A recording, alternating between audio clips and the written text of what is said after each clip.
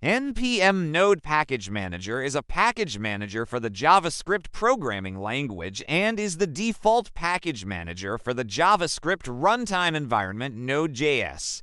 npm allows developers to install, update, and manage libraries and tools packages for their Node.js applications. It hosts an online repository at npmjs.com where developers can publish and share their packages with others.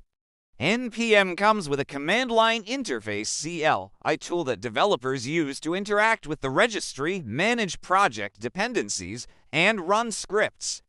Projects using npm typically have a package.json file that lists the project's dependencies and scripts, aiding in project management and maintenance.